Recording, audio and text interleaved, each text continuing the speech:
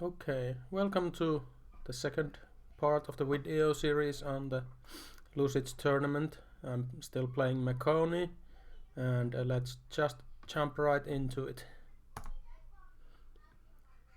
So we're continuing our expansion against the independents, and same script and everything as before, so we're just straight up going against the independents, and my slave troopers once again display how they are quite good compared to their cost. And after that, actually, we happen to bump into one of our neighbors. So this is Oceania, who's brought their prophet here. We can see the bless, so it's decay weapons and magic weapons. So he has death 4 and astral 4 on his guard. And here, fortunate thing happens to us because I left the Javeliniers, the cheapest troops, behind, and the enemy had scripted his cavalry to attack rear. So instead of murdering my commanders like they normally do, they just go into the cheapest troops and then can get bogged down and die to the last man. Just the prophet runs away here. So looking at him, my guys are too slow to catch him, but yeah, we won our first bump. And here the province that routed my guys a turn before, but there's only archers left, so it's an easy fight for my armored troops. Yeah, Shaman actually hitting some of... Oh no, wait. This is the first fight in this. I'm getting ahead of myself. So my troops actually get routed, and the commander is trying to take on the archers alone, but he gets shot with a small 6-point hit, and that's enough to rout him before the enemy archers rout. But yellow escapes to my capital safely. So this is what I meant when I said morale is important. It was a fight I easily could have won. And here we see the same Yomi Bless again in action again. So he actually has some probably scripted some stuff he can't cast, so he's wasting some fatigue casting fireflies, but it doesn't matter because with this heavy blast, typical independent troops that are not very hard hitting are going to just not be able to hurt this die only.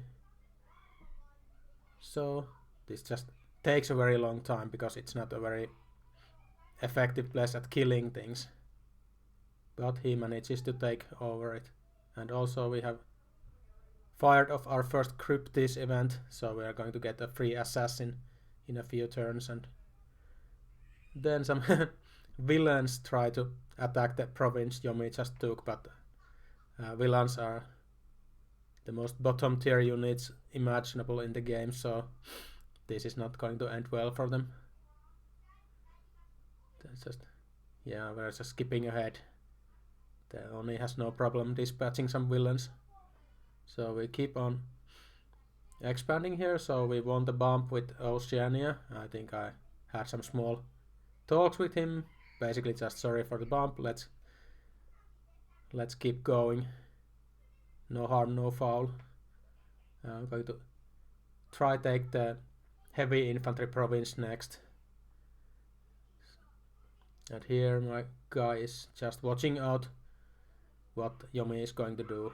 I'm just going to want to see where he is moving around. And here's my yellow, quite nicely named. So he was really yellow and just ran away from the fight, but he's going to bravely charge in again because he didn't suffer any damage, and he has a lot more better troops now. He's taking on some gigantic hoplites as well. So these archers are not going to stand a chance. Pretty much used all my money here. So 2 more provinces, and then I can swing left. Swing left for the barbarians. And then it's turn 7. So just the archers. Like I said before, now this is going to be a really easy fight. I have 7 big hoplites and also all the slaves that survived the rout. So Sleep Cloud just takes 1 guy for a pause, but it doesn't matter, just route the archers and go. And this was the actually close one because it's mostly heavy infantry, it's quite a big block of them. So here we can see we're fighting on about equal numbers against independents, and after all my heloads are just basically humans as well, so it's a very even fight, except my guys have a better morale and also slightly better equipment. They have longer spears, so they can repel some enemies, especially since they're starting to gain experience and have some better stats from the experience. They're also getting some injuries, but that doesn't matter because they're also cheap troops, like 8 gold apiece troops. So Cryption is on the way, and we have decreased our unrest, which is quite nice for me actually, because I don't have ways to patrol out. I don't have enough troops to patrol out the unrest yet. Everything is used for expansion. So, and we also at this point some of my heloads have actually been promoted to freemen. So I'm going to. My prophet is leaving the troops back there because they can't march fast enough. So he's going back to the capital to fetch some fresh big troops, and then I'm going to push on to the sweet looking farmland in the coast.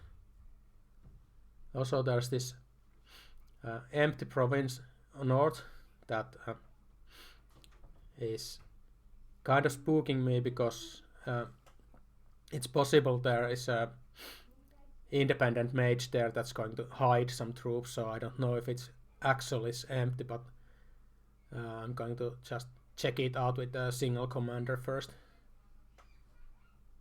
So the real troop production has begun, and I'm also just finally have some money left so I can buy province defense in all my provinces. 6 is usually the number I use because it protects from some of the nasty events, and it's enough to stop some of the easier attacks like villains and the big giant we saw in first episode.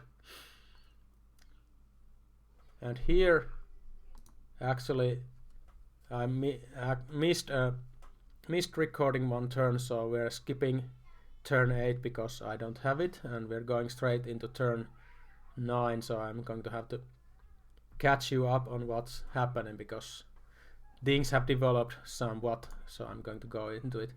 First of all, Yomi against all logic just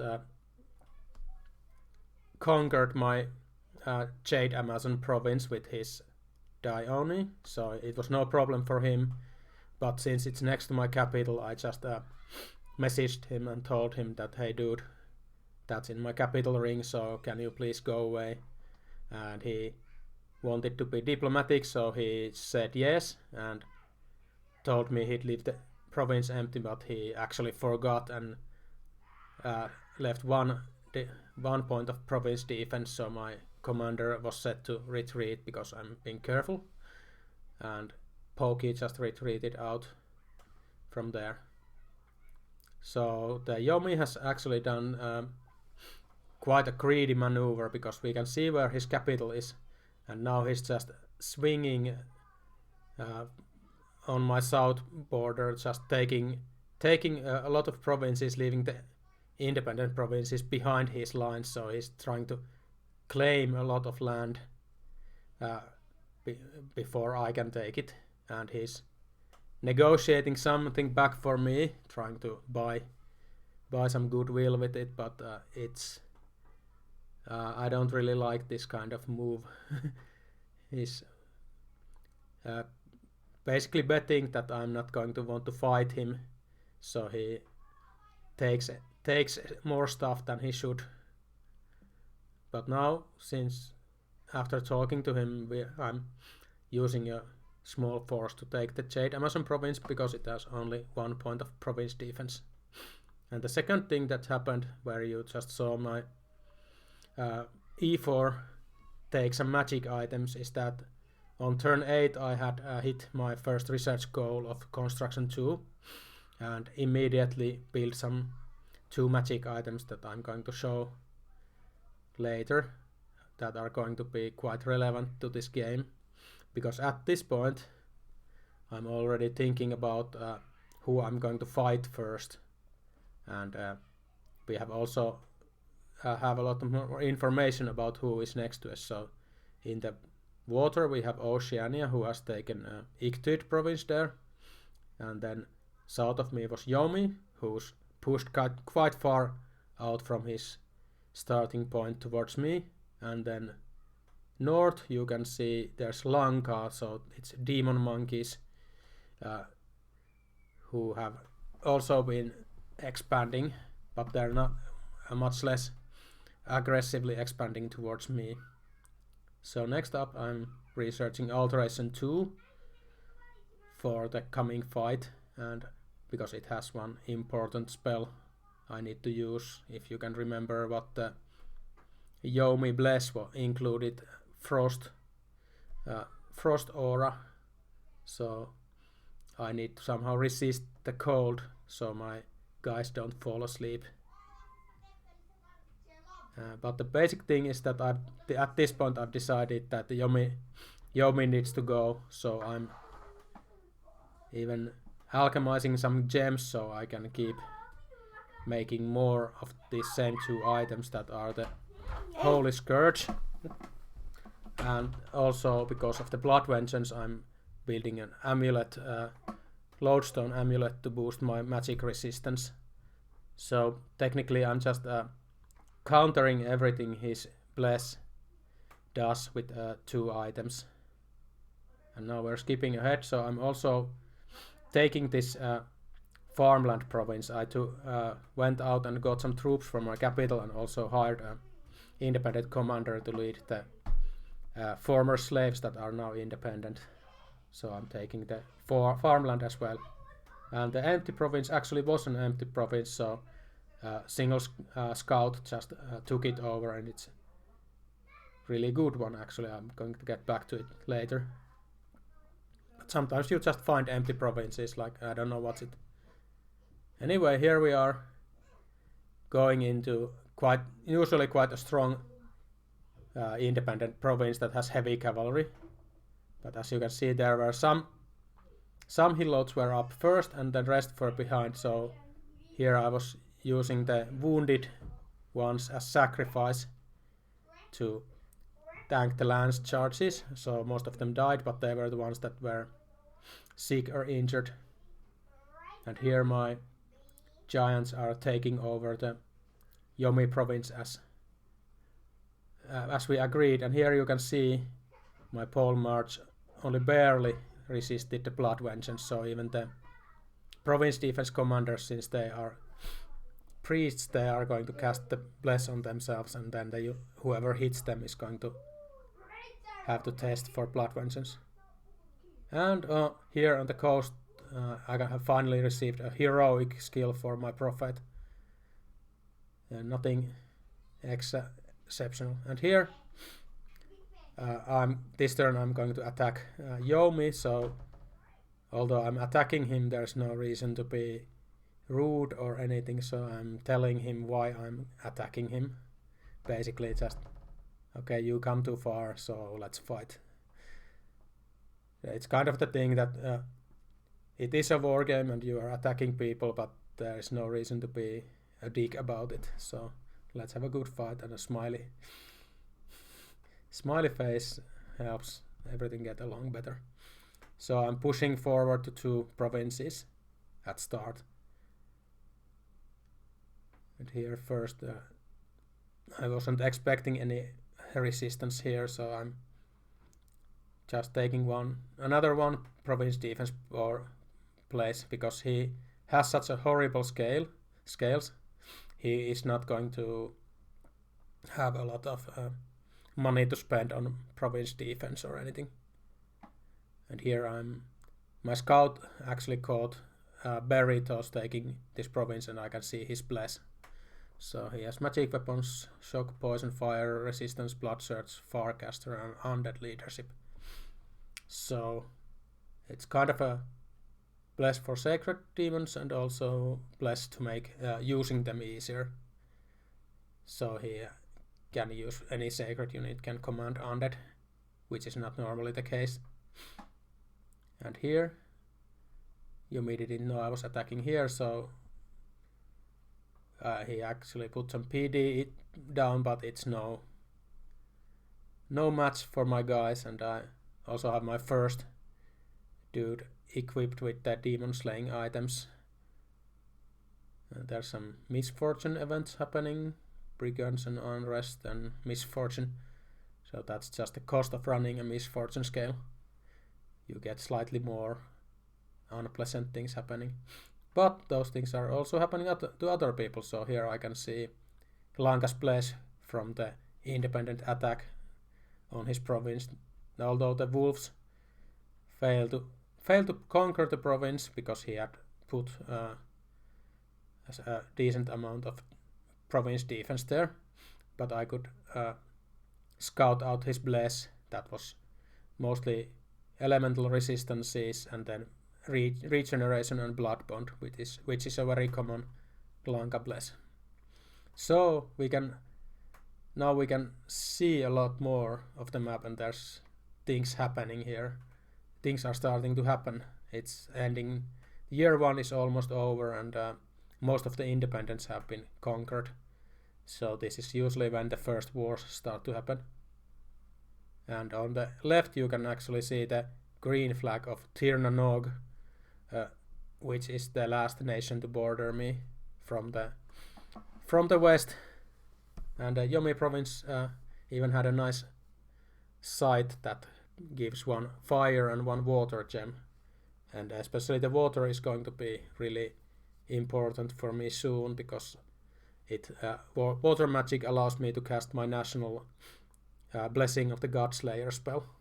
And here we can see in the other diagonal direction I'm bordering Niflheim, and they've been pushing the cold scales out, so their dominion is going to put cold 3 everywhere, so it's kind of nasty for me. I don't really enjoy. My nation likes heat more, so it's going to influence my economy slightly. So here, after the initial turn of the attack, I'm splitting up a little more. Again, as you saw in the other fight, I'm going to send a few guys first to take all the lances, because even giant hoplites are going to get hurt by lances, so I'm splitting up. Most of the slaves are going alone by themselves with Pokey, the commander. He's just going to take 1 more province, and then the giants are going to collapse on this independent province. Partially because I wanted it. I saw earlier that when it had my dominion, I saw it had good income, and also sort of there you can see the province where Lanka is, but yeah, and also kind of expecting, or I'm expecting Yomi to move over there, because he sees my attacking force, and his single die only probably can't fight against my Holy Scourge wielder. So I'm going to anticipate his move and go into the province where I think he's moving, so I get to kill his big demons. Because this matchup, I think this matchup is very favorable to me, just from the 2 items I can forge that are going to completely destroy the big undead thugs, and also just matchup wise. So here I'm collapsing 2 giant commanders. There's also Pink the Pole Merge, who has my second set of Holy Scourges and Magic Resistance Amulet. So they're collapsing on the Independent Heavy Cavalry and Infantry Province. And also here we can see that the ocean has been sieged by some kind of independence. So maybe next episode we can see what's happened. Thank you for watching, and see you again next time.